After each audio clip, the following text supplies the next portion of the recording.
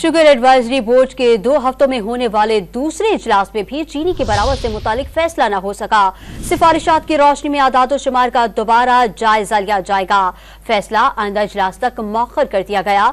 मजीद तफसीलात जानते हैं डॉन न्यूज़ के नुमाइंदे ताहिर शेरानी से। ताहिर, मजीद क्या तफसीलात हैं, आगाह कीजिएगा।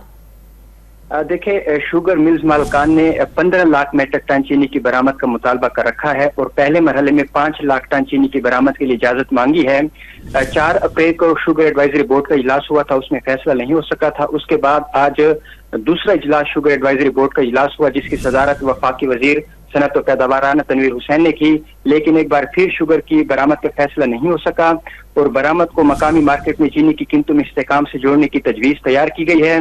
एलामिया के मुताबिक इजलास में ये फैसला हुआ है कि चीनी की दस्तियाब जखीरे, पैदावार और बरामद के हवाले से सूबों से सिफारिशात तलब की जाएंगी और सिफारिशात की रोशनी में आदाद-ओ-शुमार का दोबारा जायजा लिया जाएगा और उसके बाद चीनी की बरामद से मुतालिक फैसला होगा।